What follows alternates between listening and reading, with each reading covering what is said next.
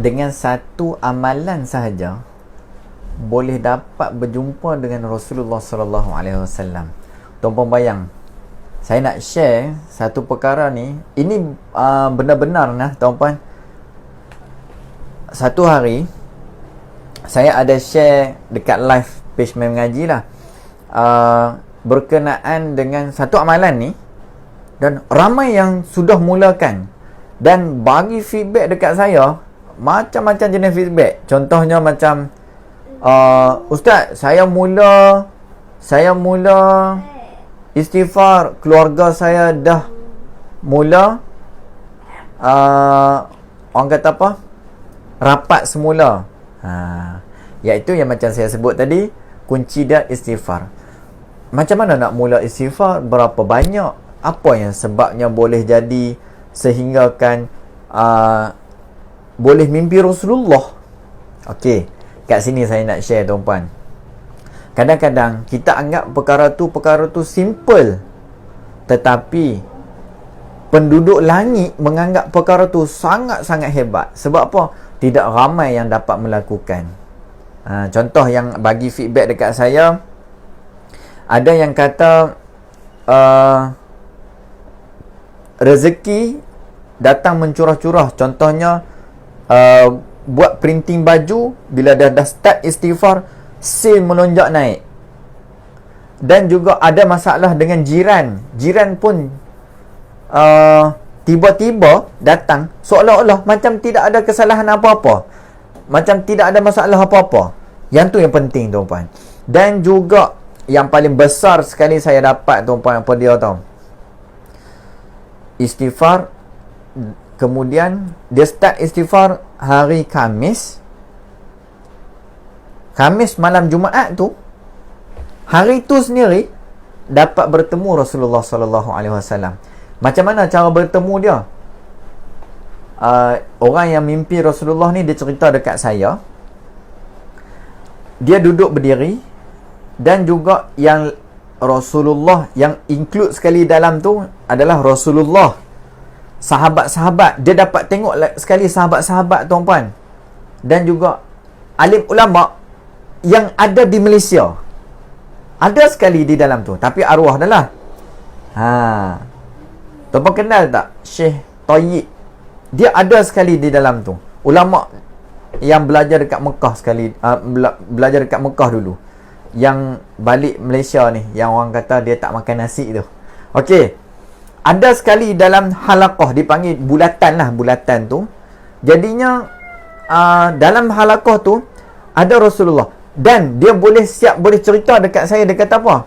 Masa tu Rasulullah pakai yang serban orang yang macam orang Arab duk pakai tu lah. Sangat kemas. Alright? Cantiknya. Anak saya tunjuk lukisan. Okey, so saya sambung. Pakai macam tu, dalam keadaan Rasulullah ada nak menuju ke tempat lain pula. Apa dia buat tuan-puan? Saya bagi tahu macam mana. Dia buat apa yang Allah suruh buat sebenarnya, iaitu minta keampunan kepada Allah. Istighfar 1000 kali sehari. Dia buat start daripada selepas subuh 200 kali istighfar, astaghfirullahalazim.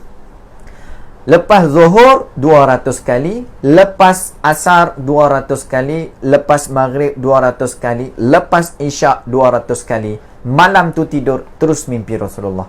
Itu antara salah satu asbab kita, penyucian jiwa kita, yang dapat bertemu Rasulullah tuan-puan.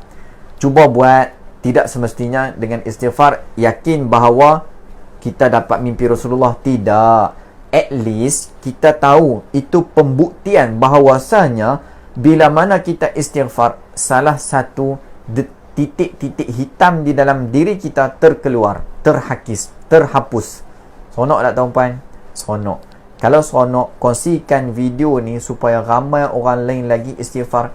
Tuan-puan dapat berkali-kali ganda kelebihan bila mana sebarkan, dan supaya dapat barakah, dapat dapat manfaat dan dapat bertemu Rasulullah sallallahu alaihi wasallam. Insya-Allah dengan berkat istighfar dan berkat selawat kita buat banyak-banyak tuan-puan, dapat bertemu Rasulullah. Sangat nikmat rasanya. InsyaAllah siapa yang dapat bertemu, itu salah satu tanda dia soleh. Sebab apa saya kata Ustaz, sebab apa Ustaz cakap macam tu? Sebab ingat siapa-siapa Rasulullah nak jumpa. Tuan-puan, agak-agak Perdana Menteri PA dia bagi tahu, kata tu Zuhaidi nak jumpa dengan Perdana Menteri. Dia tanya tak kita siapa? Mestilah tanya kita apa, kita orang apa, kita yang buat apa, kita berkejaya apa. Of course lah kan. Bila kita tidak ada tujuan apa-apa, takkan kita nak jumpa, betul tak? Tetapi ini dasarnya rindu kita kepada Rasulullah sallallahu alaihi wasallam dan juga jemputan daripada Allah untuk bertemu Rasulullah sangat-sangat hebat. Tuan-puan, ada yang cerita sehinggakan dapat serve madu kepada Rasulullah sallallahu alaihi wasallam. Papa, Ya sayang. Papa. Ya. Menang. Ya, I love you. Okey. Ada yang kata boleh serve madu lebah kepada Rasulullah sallallahu alaihi wasallam. Ada yang cerita dapat pakaikan kasut kepada Rasulullah sallallahu alaihi wasallam. Ada yang pernah bertemu lutut, dipanggil berlutut, bukan bluetooth nanti apa, berlutut pun ada juga macam tu. Jadi usaha kita ke arah tu, kita dapat nampak bayang Rasulullah pun cukup dah. Kan? Betapa nikmatnya tuan-puan dapat minum bersama Rasulullah sallallahu alaihi wasallam. Insya-Allah moga-moga apa yang kita buat berlandaskan syariat Islam. Insya-Allah moga-moga kita dapat redha Allah. Kongsikan tuan-puan, insya-Allah. Wallahu a'lam. Alhamdulillah.